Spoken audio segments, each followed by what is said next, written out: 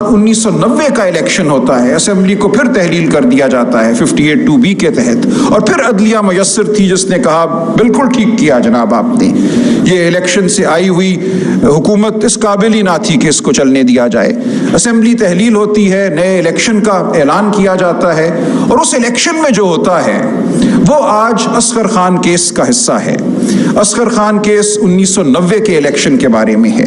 1990 کے الیکشن میں جو رول ادا کیا مقتدر حلقوں نے، وہ بات بعد میں جب اصغر خان کیس کا 2012 میں فیصلہ ہوا وہ بات کھل کے سامنے آ گئی۔ مجھے سعادت نصیب ہوئی، میں اصغر خان صاحب کا وکیل تھا اس مقدمے میں۔ 16 سال اصغر خان صاحب ڈٹ کے کھڑے رہے، ان کی 13 سالی کے باوجود وہ ہلکا ہلکا چلتے ہوئے عدالت آتے تھے، لیکن آخری دن تک وہ عدالت آئے اور انہوں نے کہا یہ میرا قرض ہے، اس قوم کا مجھ پہ قرض ہے کہ میں یہ مقدمہ لڑوں اور اس ملک کی سیاست کو جبر سے آزاد کراؤں۔